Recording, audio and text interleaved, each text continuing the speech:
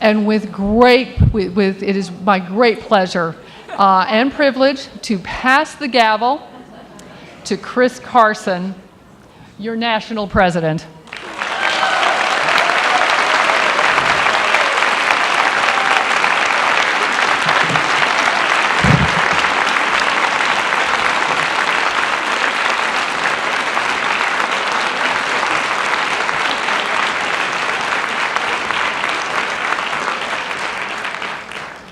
Thank you.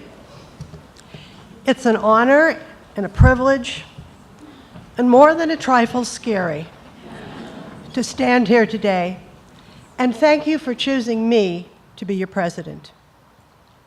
And as we begin, I want to share with you the story of how I came to be a member of the League. I think you'll find it a familiar one. I joined in 1983 when a member of my parish invited me to join. She told me the League was beginning a study of California's initiative process. And since I was a college professor of American history, wouldn't I like to join? Well, it sounded intriguing, and it would be fun to work with people in such a prestigious organization. So I mailed in my form. The next week, I got a letter in the mail, which turned out to be an agenda for the next board meeting. Puzzled, I called the president and asked if perhaps there had been a mistake. You know where this is going. The president, who was a very gracious steel magnolia who originally hailed from Texas, said, "Oh no, dear, you are the study committee chair. Study committee chairs are always on the board." And here I am. I was thrown in at the deep end then and many times after, as opportunities for League service arose, frequently out of left field. Nobody asked for my CV and 4 letters of recommendation. I was deeply interested in public policy and willing to work, and that was all that counted. I was enabled, encouraged, supported, and occasionally guilt-tripped into taking on new projects and stretched beyond anything I could have imagined. And I'm sure that every person in this room can say the same. The League truly is a unique organization which empowers its members to participate and to lead, no matter how new or how nervous they are. I come into this role as president not only as a survivor of the deep end, but as a former professor. For years, I taught U.S. history and government, and in my time as a professor, I guided my students to look at pivotal events throughout our country's history. Not only that, I pushed them to consider the context and aftermath of these events, contemplate their importance, and put historical figures and trends in a larger perspective. One thing that is inescapable from a study of our history is change. There has never been a time in our history when our society hasn't been challenged by major upheaval. Every institution in our land has been forced to reinvent itself many times over, as technology, political and social upheaval, and more wars than we care to admit, upended whatever status quo existed. We are changing now and will continue to change. What we will look like then, no one can say, but we know our nation will continue to adapt, fix up, remodel, and reinvent to meet the challenges. Much the same can be said of our League. We were born out of massive social and political upheaval, staking the revolutionary claim that women should vote. And once we got the vote, we had the equally revolutionary concept that voters should know who they were voting for and what policies the government should enact. We set out to educate ourselves and then all voters, and created a process whereby good objective information could be shared, not just within our organization, but with the entire community. But we need to be honest about who we were and why we were there. Educated white women who had brains, energy, and economic stability, but little opportunity to use them for the public good. The League was a safe, nurturing place, empowering us to use the talents society didn't value. But the times have changed, we're changing, and we must continue to change with them. Once the public came to us as often the only source of information on candidates and policy issues. Now, the public is drowning in information from numerous sources, many of which may be unreliable. Once, we were the training ground for women to advance in the political world. Now, there are countless avenues, thank heaven. Once, we met on Wednesday morning or Thursday afternoon. Now everybody, including most of our current members, are working full-time or engaged in several different volunteer groups or caring for children or parents or grandchildren or all of the above. We know this, and we've made the decision once again that we have to change to meet the real world. As we approach our League centennial, our organization must grow ever nimbler and more flexible. We must adapt to the challenges of a new age, accommodating and welcoming new generations of diverse American people. We must channel our energies and choose our battles strategically. In order to thrive during our next 100 years, we must embrace and work within our ever-evolving national dynamics. We have the ability to connect with people across the street, across the country, or around the world, thanks to technology that erases borders and shortening distances, and we're already on the way. But being nimble and flexible is not enough. If we wish to harness the great power of new technology in achieving our future goals, we must also consider the structure of our organization. Our national, state, and local leagues work together, but they don't fill the same roles or have the same focus day to day. And that fact will likely not change.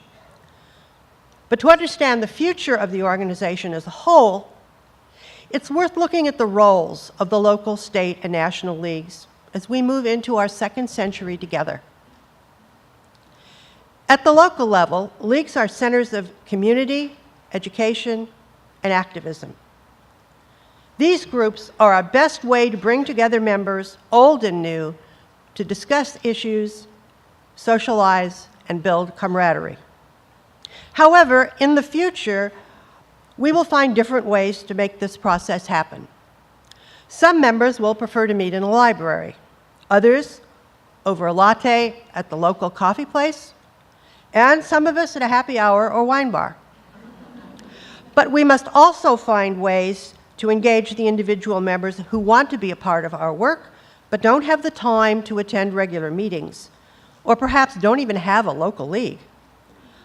Our path to the future will include greater use of technology and social media platforms and online communities to engage members in making democracy work, wherever and however that work needs to be done. And however we choose to structure it, local leagues can also serve as training centers, offering skills and know-how for members eager to volunteer their time to important tasks like lobbying their city or state governments or educating our public. At the state level, it is key that we recognize that the work our members perform must vary from one state to the next. Each state has its own politics, its own identity, and its own flair. Of immediate importance is that state leagues have a vital role in building and strengthening the local leagues. Through our national staff and programs like the Sure Fellows, the National League will continue to assist in the development of state leagues so that they are better able and prepared to mentor their local leagues. Many of our members live in states where government is focused on making it easier to vote and providing more information for the voter. And these leagues focus their energies on pursuing positive change in their state and communities. But many of our other members live in states where they must engage in a constant battle to protect the right to vote, and their policy agenda must be quite different. And state politics will determine what policy issues they advance or fight. One size does not fit all. And as state leagues work locally for the betterment of their respective states, they also assume the responsibility of pursuing our national league's agenda within their communities. At the national level, in addition to strengthening our infrastructure, the league will continue to focus on our core issues. These are the issues we are known for in national politics, and these are the causes we champion. To pursue our issues, we must work together with the state and local leagues, uniting to achieve nationwide goals using state-based strategies, just as Carrie Chapman Catt did with the winning plan 100 years ago. Much of the positive change we wish to effect across the country starts with addressing the laws of 50 different states. Most important at the national level is what we have adopted here, making democracy work for all. This we can and will do by increasing civic engagement among key constituencies, from Latinas to Asian Americans and New Americans, the so-called rising American electorate. To increase civic engagement in key constituencies, we will work with the state and local leagues to protect the electoral process from restricting measures that make it more difficult for citizens to cast their ballots. Educate, register voters. Reform redistricting processes to give equal weight to voters' ballots regardless of where or for whom they cast their votes, and to reduce the corrupting influence of money in politics.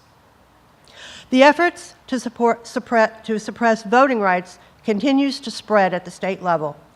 We will jointly continue our vigorous fight back against these pernicious tendencies.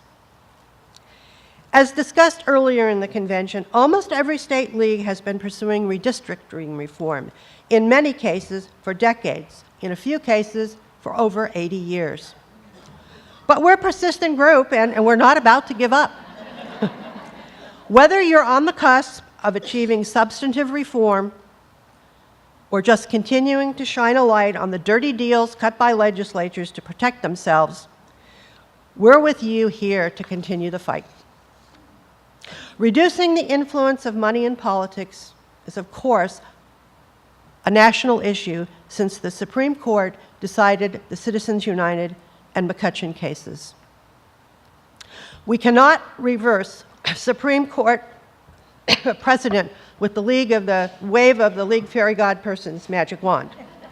But there are two key ways we can, by working together, curtail the influence of money in politics. We will continue our nationwide effort to register voters. No amount of money, no number of attack ads, and no super PAC can turn back a wave of engaged, informed voters.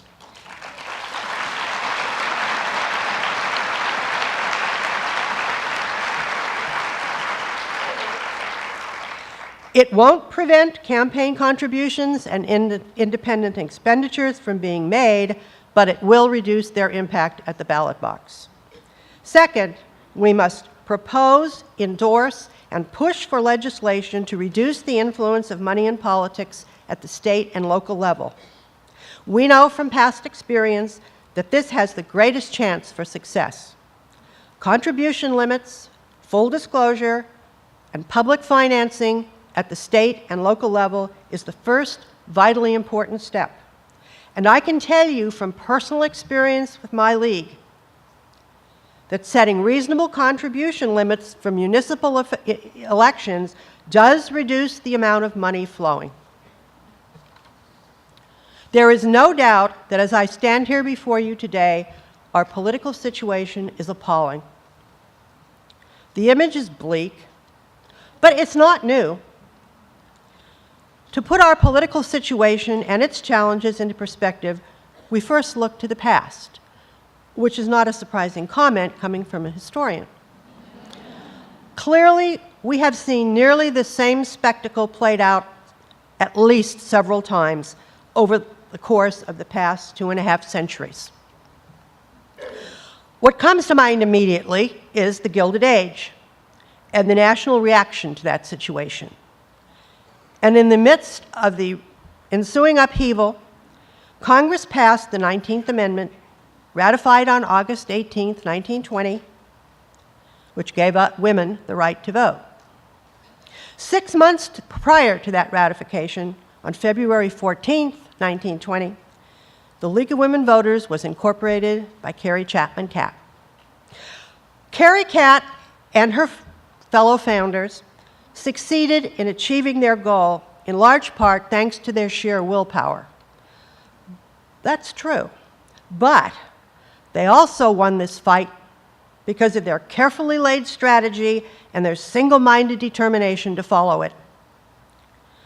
Our great league was born during a pivotal time in American history.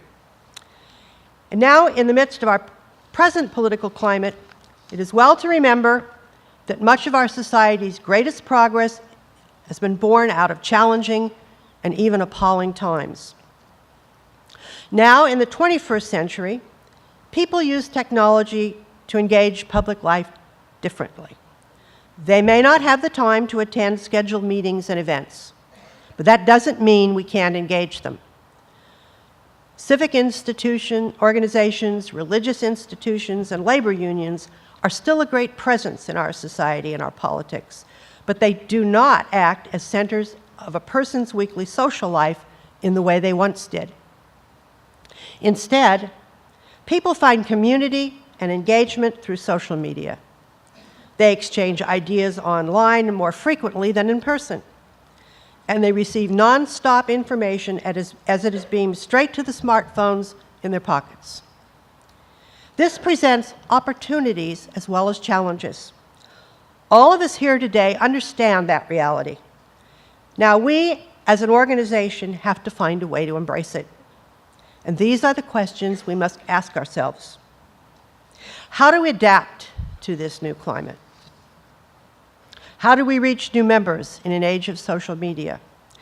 And how do we engage members, new and old, with a personal human touch, even if they may be in far distant places? I don't claim to have the answers in all of this. No one person does. These questions are only the starting point to a conversation that we all, as members of this league, must have. This conversation starts today, and it is one we will continue to have throughout the next few years. It is a discussion to which we all can and should join, and I hope each and every one of you will join me as we formulate our new winning plan. Thank you, and may the force be with us.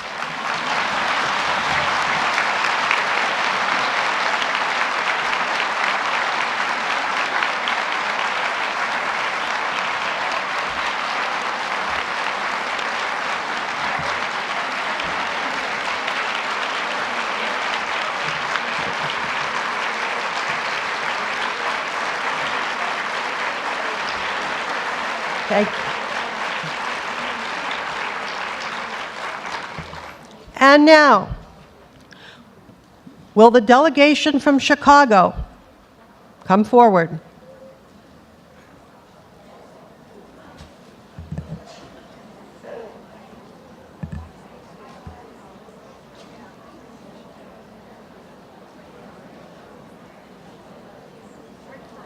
Okay.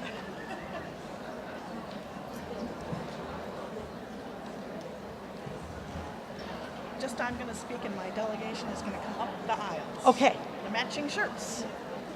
Are they assembled there? But we're looking for that sign. We're looking for that sign. Okay.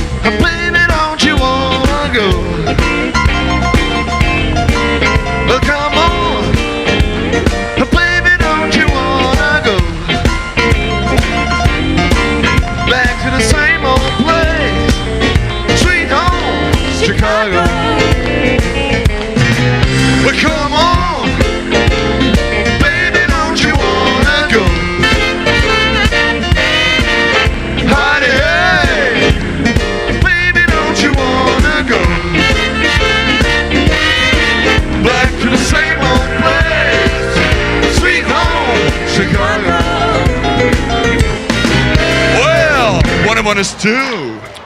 6 and 2 is 8. Come on, baby, don't you make me late. Hey, baby, don't you wanna go back to the same old place, sweet home, Chicago. Hi. I'm Mary Kubicek, President of the League of Women Voters of Illinois and a member of the Chicago League. Enjoy your Tootsie Roll Pop. It is one of the many candies that is made in Chicago.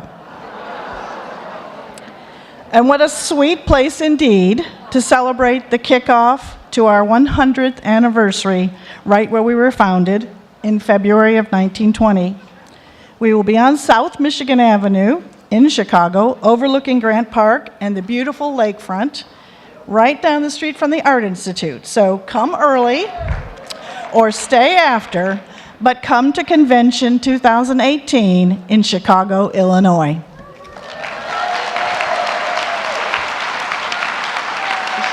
Do a video too. Thank you.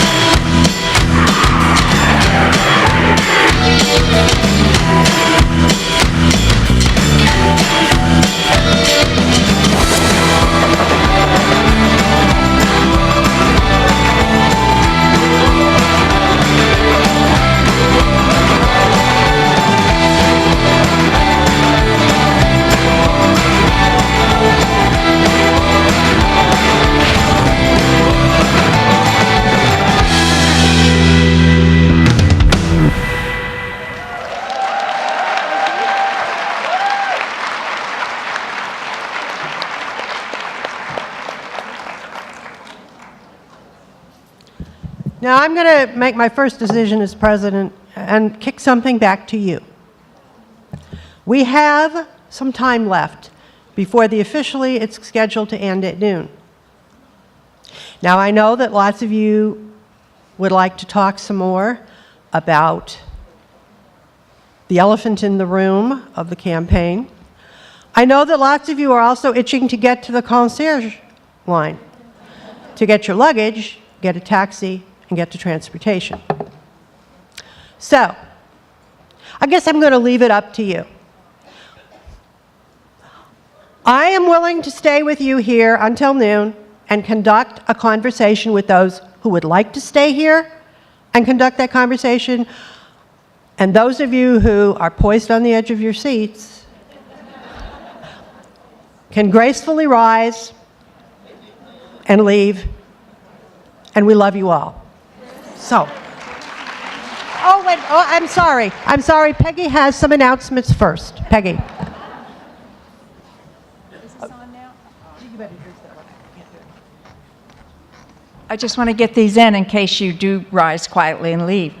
There are still a couple of items in the lost and found at the information desk, and still a few items for sale in the wares market.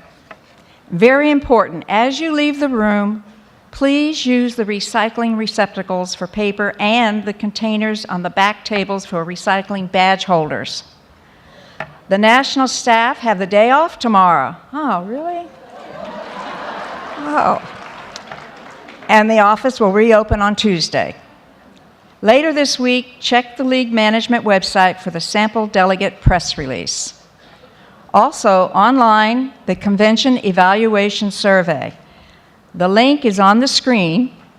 Is it? Yes, it is. And will be emailed to you all later this week. We'd love to get your convention feedback by July 1st while the experience is still fresh in your memory. And with that, I say safe travels, and I turn it back to Chris.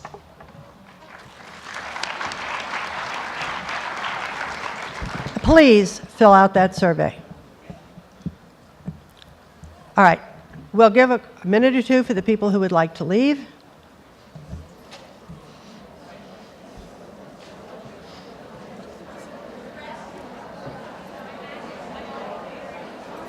What?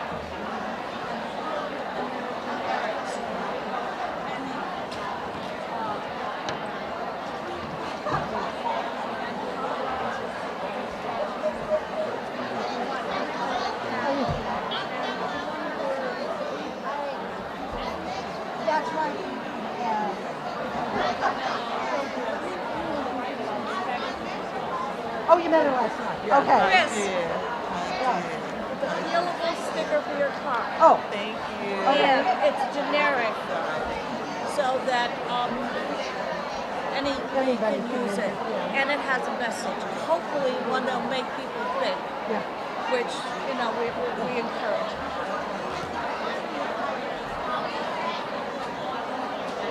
I'm over on this side of here.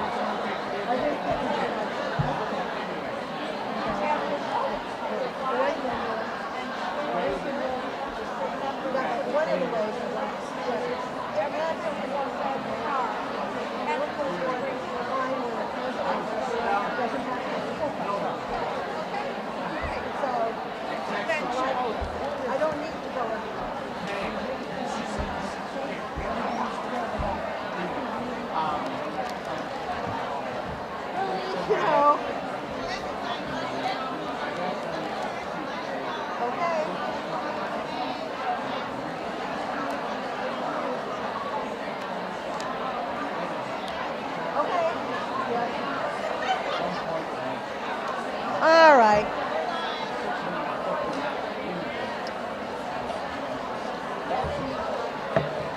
Okay. I'm going to, shh. That's just miraculous. No. Okay. Now, I don't have microphone spotters here, so you're going to have to help me. And I will start with microphone 1. Thank you, Madam President. Nancy Ulrich, Denver, Colorado. The magic words are cable TV, public access, I know it exists in Washington, in Seattle. I know it exists in Portland, Oregon. Denver is very fortunate to have a very vigorous public access. All of our city council meetings are broadcast live and rebroadcast, committee meetings likewise. Our city council people have learned how to speak on TV at length. It's a wonderful thing. In addition, it offers the opportunity for independent producers to have their own programs. And I host a program called Far More Colorado. And during the legislative session from January to May, I interview state representatives and we videotape it. It's a half-hour program. I don't use my league hat. I don't use my league hat because then I'd have to have one from each party. And it's hard enough to get one. But think about it, folks. In addition to your newspapers and what we in Denver have to rely on our local newspapers. Our Denver Post does not cover league activities. So look to your small papers, your neighborhood newspapers, but think about cable. Those of you who have a government access channel, which should be Channel 8, should be able to get airtime and get messages out. Thank you. Oh, I thought you were turning the mic. You know, what microphone are you back? I'm sorry. Number four, but they're Four. taking the numbers off. so. Okay. Well, all right. I'm Eileen Olmsted, State of Pennsylvania League. I guess they've done away with directions to the board. Or No, it's online in the survey. We're supposed to do it online. Yes, but what we're trying to do here is to continue the conversation on what are we going to do with the campaign. Well, I'd like to suggest that we explore doing a national debate of the presidential candidates again. I know that we were forced out many years ago by the mainstream media and the parties, but I'm wondering if we couldn't approach NPR or PBS or public stations all over the country to do a debate which will be civil and discuss the issues. So I'd love the board to explore the possibility of doing a debate. Okay. Okay, thank you. Whatever number you are, right here, in the middle. Loni Scranton, President of the League of Women Voters of Edina, Minnesota. I was having a conversation on this with someone last night, and I think the key to dealing with the elephant in the room, and no pun intended, is that we have to stick to the issues. As long as what we keep saying is the League of Women Voters supports the following, and say nothing about the candidates. Mention no name. That way, we will not look like we are taking the side of anyone, including the historic woman candidate, where we might very well look like we were leaving our historic no endorsement of candidates and no endorsement of parties. But if we keep making statements on the issues, the League supports this. Ask your candidates. Thank you. The next, beyond. Hi, Kerry Budd. I'm with the League of Women Voters of Township of Ocean in New Jersey. And I guess for a long time I've been thinking, I've been watching TV and really wondering if what they're reporting on the conventions is actually what happened. So I'm wondering if there's a way that the League of Women Voters US can work with local leagues where the conventions are happening, the Democratic National Convention and the Republican National Convention, and just do an observer corps so that we know what's happening there and we get an unbiased, account of what's happening, if possible, inside the convention and out. Because as you know, we have a corporate media now that is we don't even have news shows anymore. They're just spin shows. So I think people would be very interested in the league, and that's in the league observing. So that's my I offer that for discussion. You know, Elizabeth was tall and I'm short, so I'm going to be going like this a lot. Okay, there you are. Jane. Okay. Oh, welcome, Chris, by the way. I'm Jane Benefield from Santa Barbara, California. Closer, I'm Jane. Jane Benefield, Santa Barbara, California, and I'm happy Chris is our president. I really like her. I'm going to read a statement because I can't remember anything. The times are too dire to remain politely silent and to maintain our strict business as usual procedures. I suggest the League of Women Voter 2016 convention make a one-time bold statement expressing our values about this particular election based upon our 100 years of experience of action. These values include inclusiveness, equality, compromise, fairness, etc. This leaves us with only one direction. Only one candidate embodies these values. As to support the other is to diminish us all as Americans. To say nothing based on tradition is to ignore responsible action. By making a one-time LVW National Convention 2016 statement, you don't have to agree, but you do have to listen. Specific to this election, we will limit a precedent-setting action. We do not need to name the candidate. I suggest a small group at this convention to draft a statement immediately. Thank you. You don't have to agree. So, okay, back here? Back there. Okay, Helen Hutchison, California, and I just wanted to confirm that we will be receiving relatively shortly some kind of basic how-to guide or basic statements of what, essentially messaging. Yes. Okay, and then we, at least as a state league, will commit to making sure that our local leagues get that and see it, and we'll highlight it. So thank you. Okay, thank you.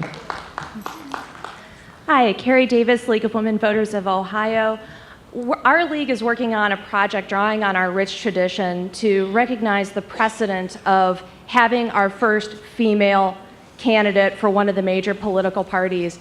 We got funding, a grant from our local women's fund, and this fall we're having a project in 10 to 15 local league sites around the state called Women's Voices, Training the Next Gen of Women Leaders, and having programs in our area high schools connecting local women elected officials at the state, county, and municipal level to talk with high school girls about these issues of gender and politics that are splayed all over our media, and to help register these young women to vote, get pledged to vote cards, get them informally pre-registered to vote if they're not going to be 18 this year, and training that next generation of women leaders in the rich tradition of League. Okay. Thank you. Back there. Okay. Nancy Miller, St. Louis. Just want to share something we've started doing the last couple of years. School districts increasingly have live stream abilities in their buildings.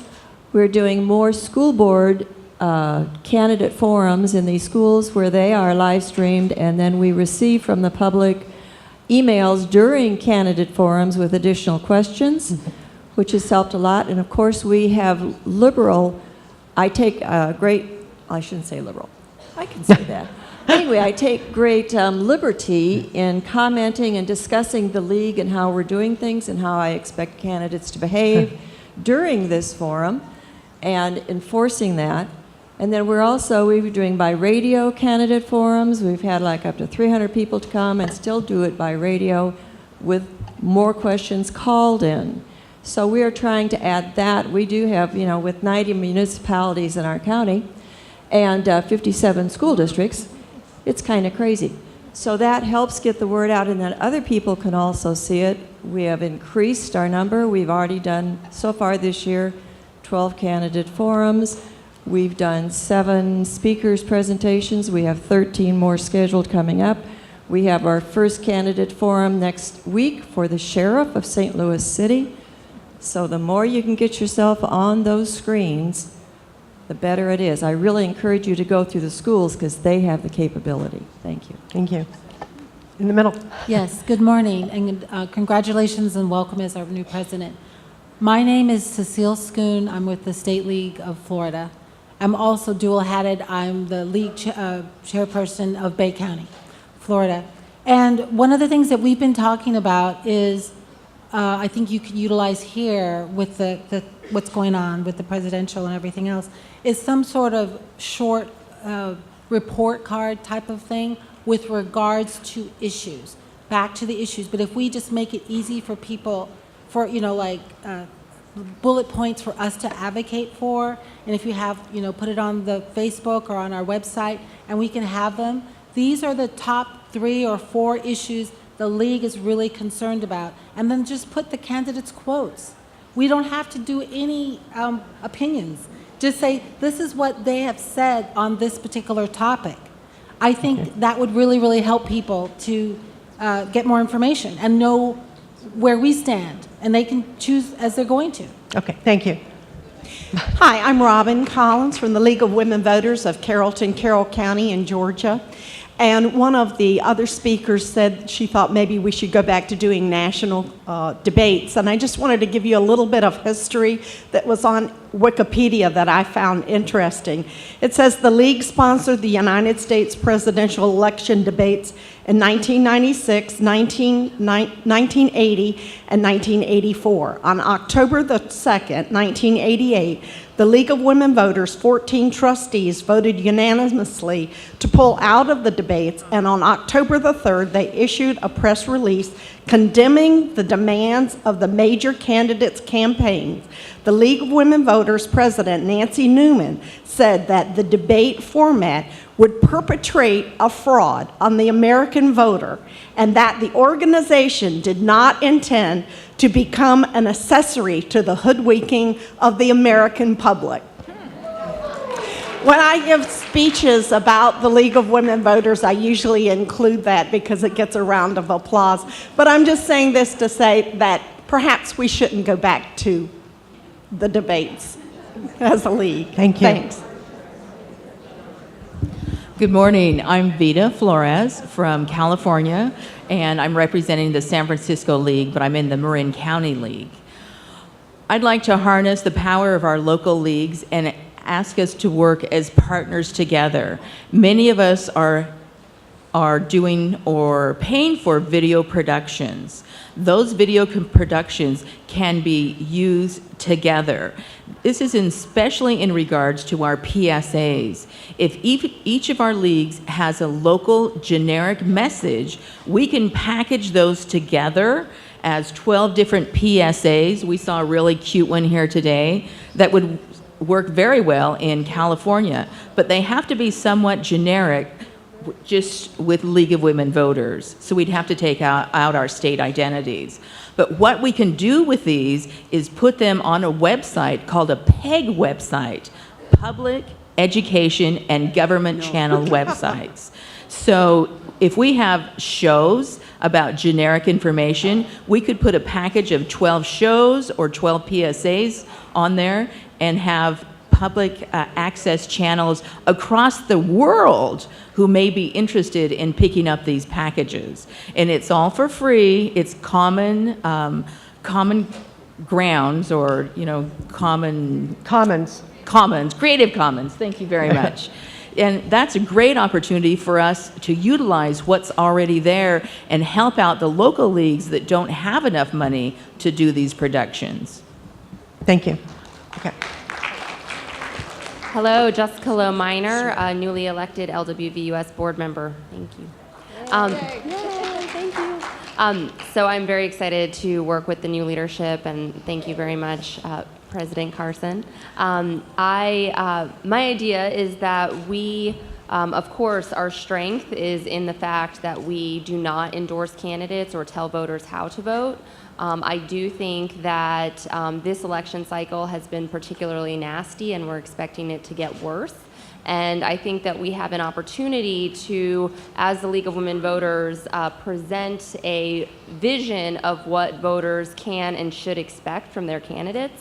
And so I would love to see us essentially put forward a presidential pledge to all candidates who are running for the office of U.S. President, and we would ask them to commit to conduct a campaign worthy of the office of U.S. President, be honest with the American people, provide citations for my assertions when asked, and promote civility and American values through my words and actions. I think that's exactly what our electorate expects of candidates, and if presidential candidates are not willing to adhere to these values, I think voters deserve to know that. Thank you. Hi, I'm Diane Bleh from Virginia, and I've had a few comments said to me in the past few months.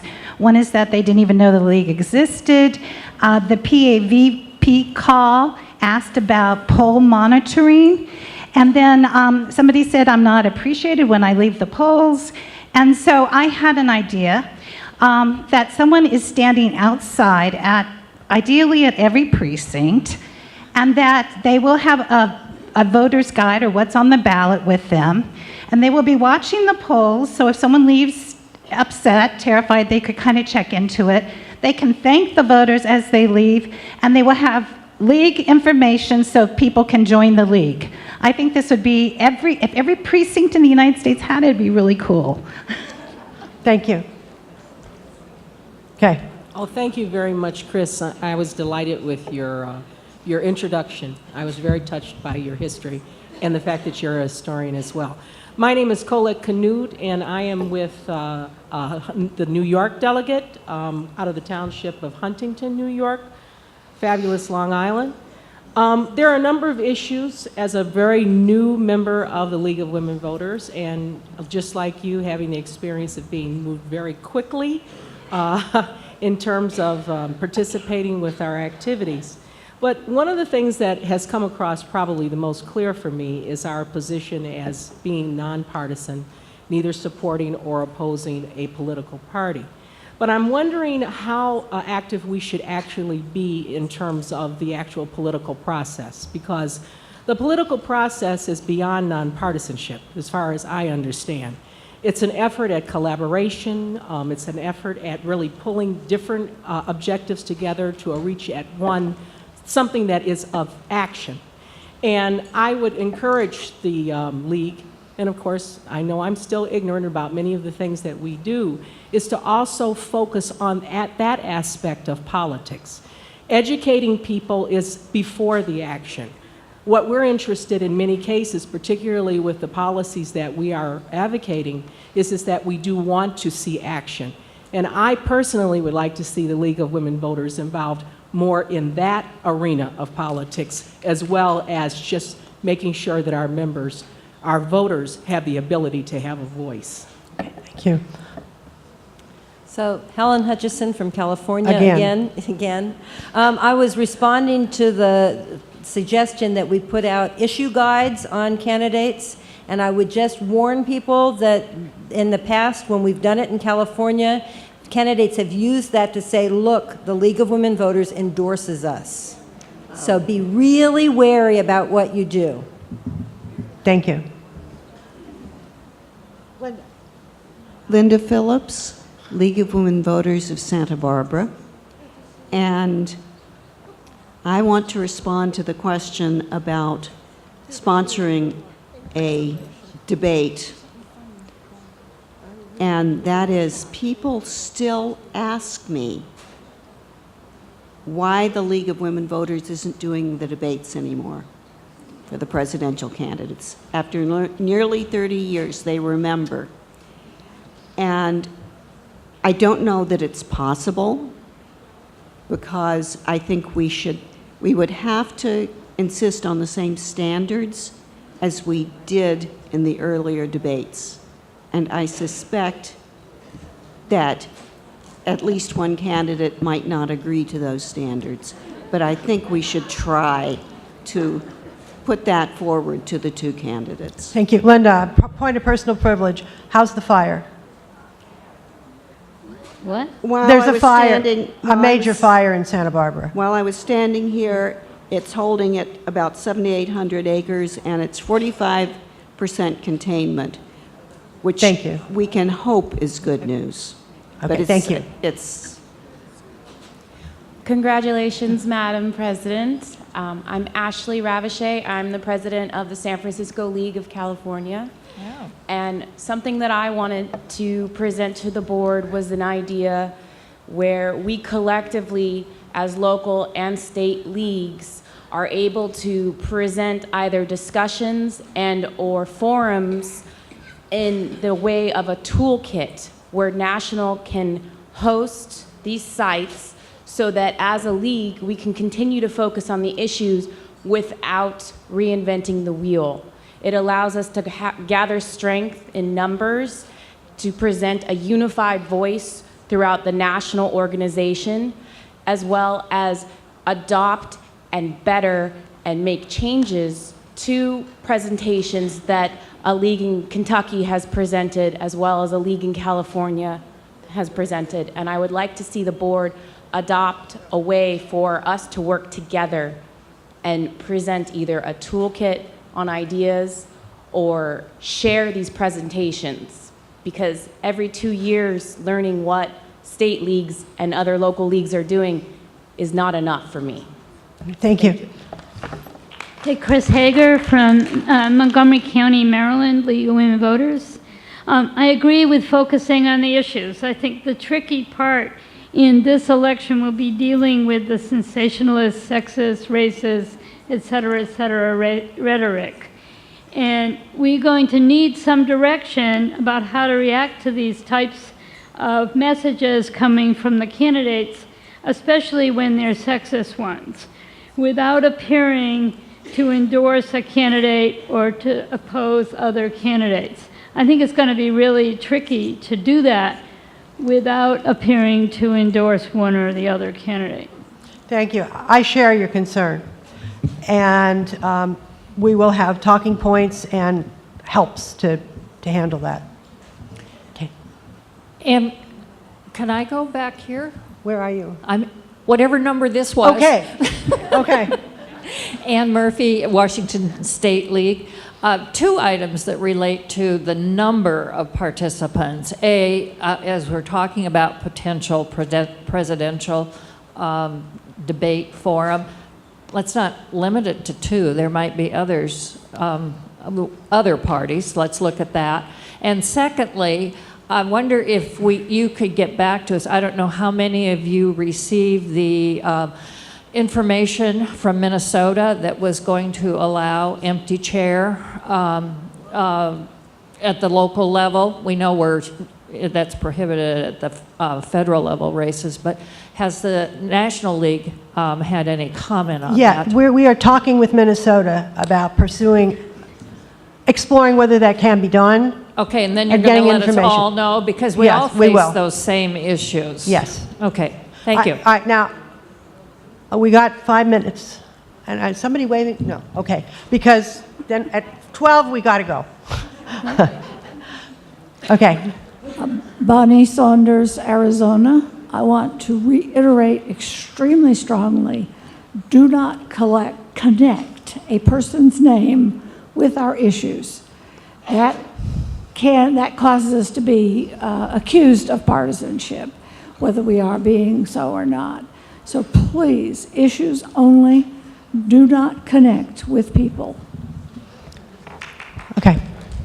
Deborah McMillan, East Windsor, New Jersey.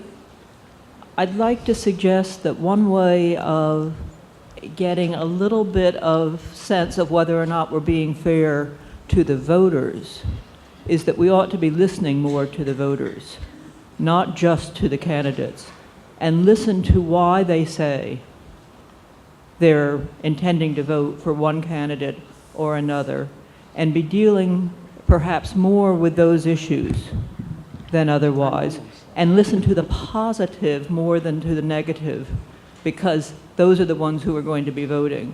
And I'm not sure that that works, but it feels to me as if it gets me a little bit past how do I deal as even-handedly as makes sense, given that they are both our presidential candidates. They are not, random people. Yeah. Okay, thank you. Okay. Yeah. Hi, I'm Lourdes Diaz from Miami-Dade County. I just wanted to make a statement that if we do not stand up as leaders, then we are accepting the status quo of what's going on. The League of Women Voters fought to get us rights so that we can vote. Vote gives you power. And with that power comes the power to change the nation. And if we do not speak up of what's going on where we want to build walls to keep it, people out instead of building bridges, as one of our candidates have said. We want to ban Muslims from coming into this country. We want to demean women, which has happened in a lot of these debates. We disrespect sitting judges. And we have total support for the NRA, even though what just happened in Orlando. So I don't know why the league cannot make a statement of whether they are for this type of thinking for our nation or against it.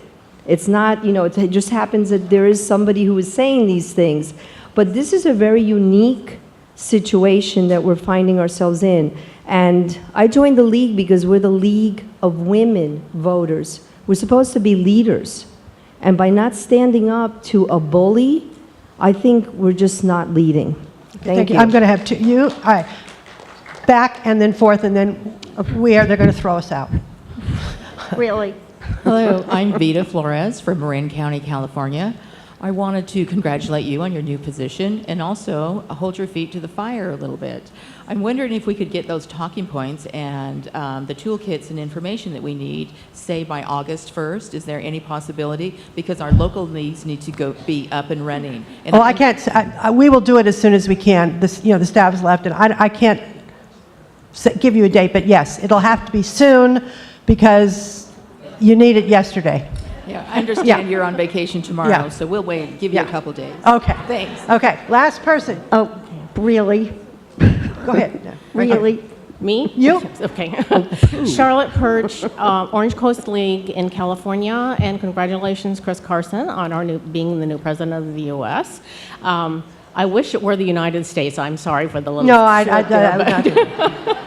This is big enough. Thank you. I think the league needs to weigh in on this election year on the issue of the way that journalism or lack thereof has covered the candidates and what they have done and what they have said.